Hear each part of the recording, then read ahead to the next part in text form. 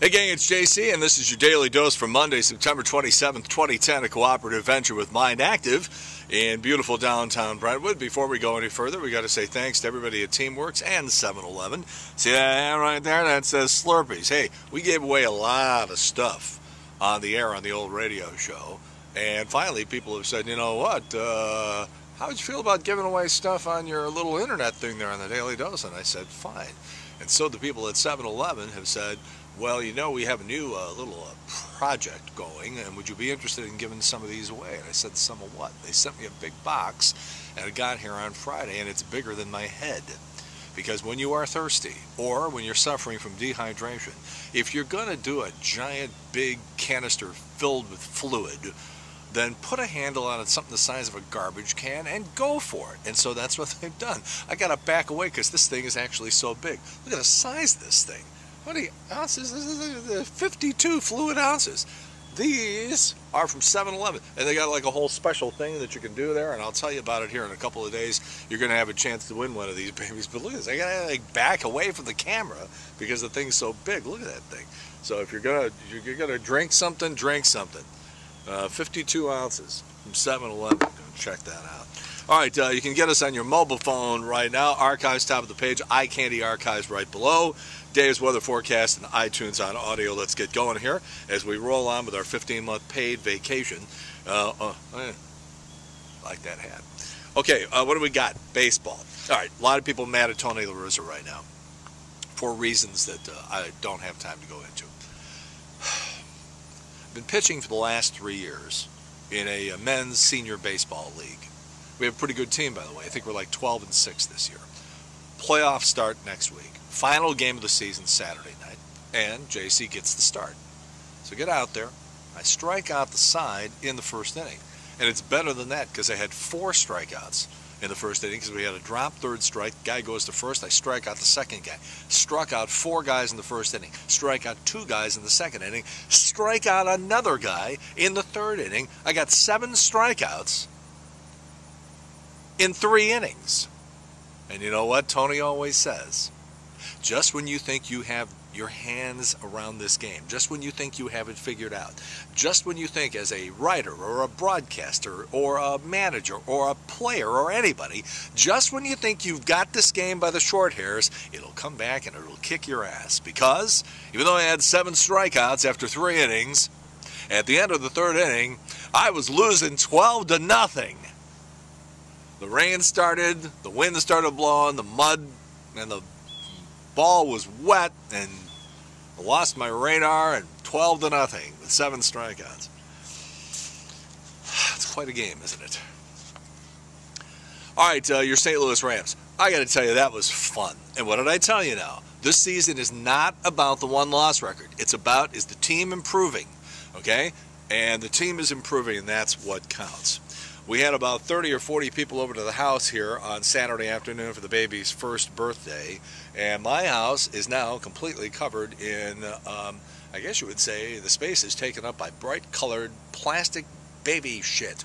We got a lot of toys for the baby, and my gift, by the way, was a big plastic cow head, and like a Pez dispenser, you bend the cow head back and bubbles come shooting out of the mouth. I'd give you a demonstration, except that I found out the hard way that if you move it 1/4 of an inch, the fluid, the bubble stuff goes all over the floor. So no demonstration, sorry.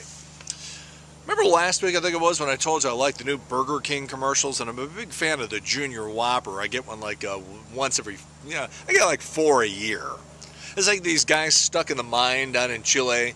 They sent Whoppers down there, and then the next day they said, what do you want to eat? And they said, oh, no, we're good. Those things will fill you up. You get enough calories for like a week and a half.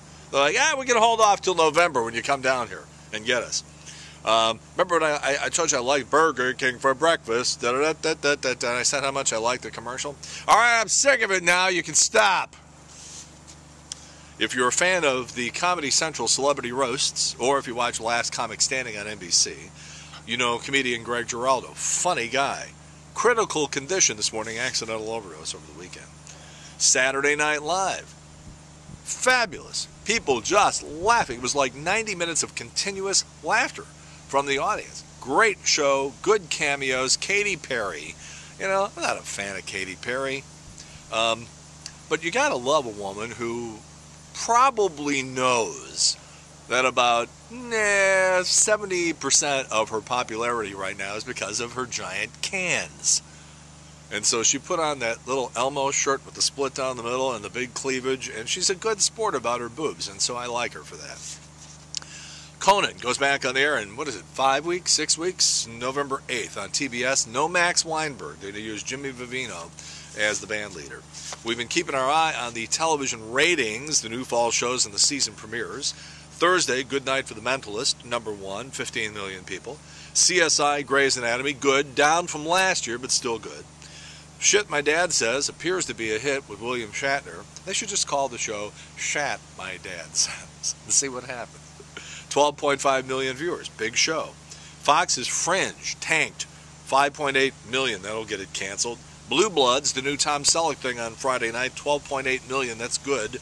And Outlaw, this is this Jimmy Smits thing where he plays the retired Supreme Court Justice, just got its ass kicked. It did 10.7 million viewers in week 1, last week 5 million. Somebody saw something they didn't like. Saw the Ben Affleck movie over the weekend, The Town. All right, now, a couple of things. Some of the worst acting I've seen in the last 10 years is Ben Affleck trying to act. Go back Chasing Amy, pretty good. Not bad in Good Will Hunting, but then a lot of really bad performances. So, then he comes along last year with Gone Baby Gone, directing the movie, and it's fabulous. And like, holy crap, I don't care if he can't act, he can direct, so that's cool.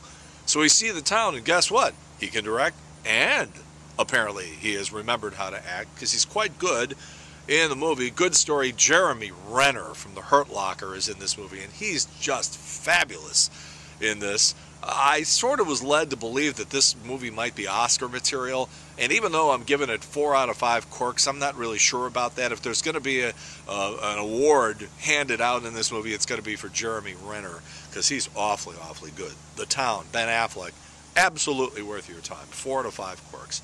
Social Network, the next big movie with sort of a buzz on it about the founder of Facebook, and that's going to open next week. We'll try to get some poop on that for you soon. Premiere episode of Dexter last night on Showtime. Could you tell, by the way, that Michael C. Hall was wearing a wig because he lost all of his hair from the treatment for his cancer? But pretty good opening show. I think they're off on a good start here in season 5. By the way, the opening sequence is just fabulous. One of the best opening sequences for any television show ever. But did you notice they start with him shaving?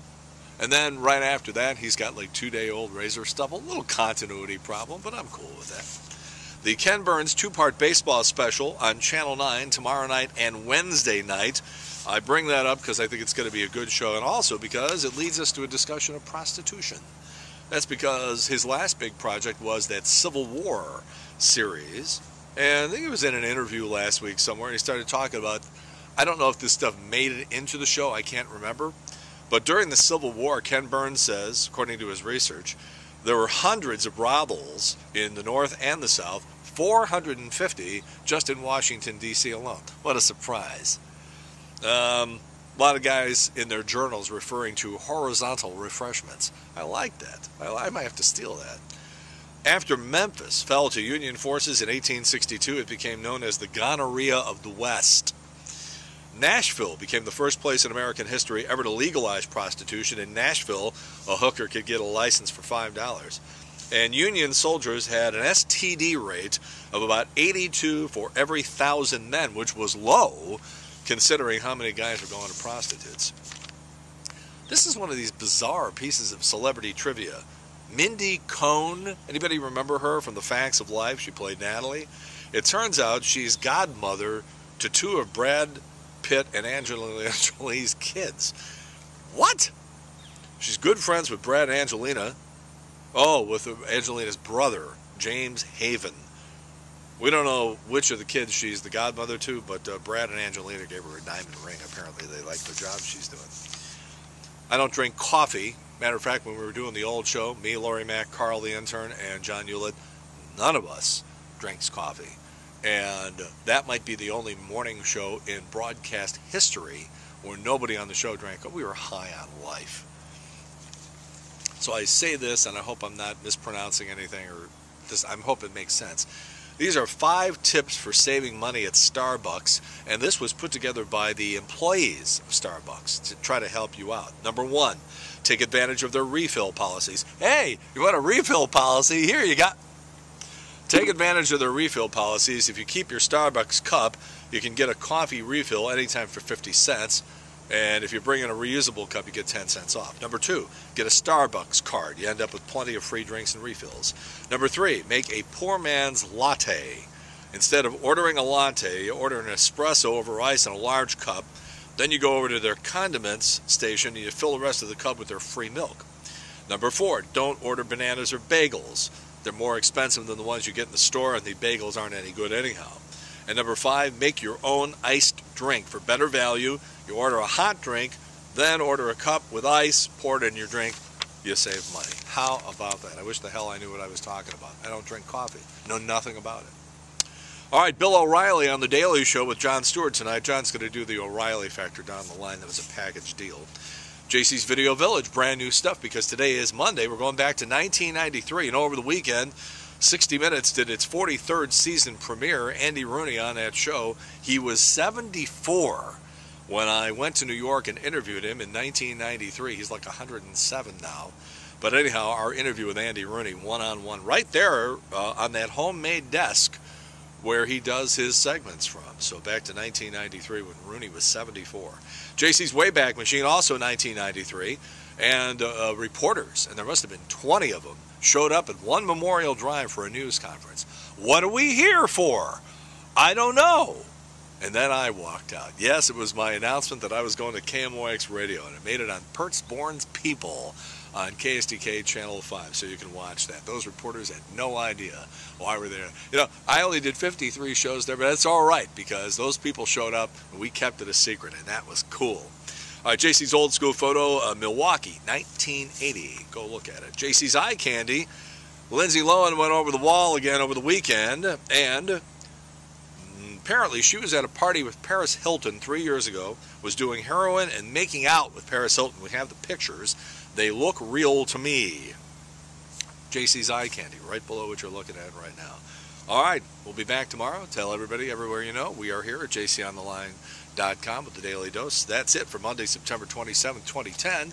A cooperative venture with Mind Active in beautiful downtown Brentwood. In the meantime, we've beaten this one to death. Have a good one. See you later. Bye.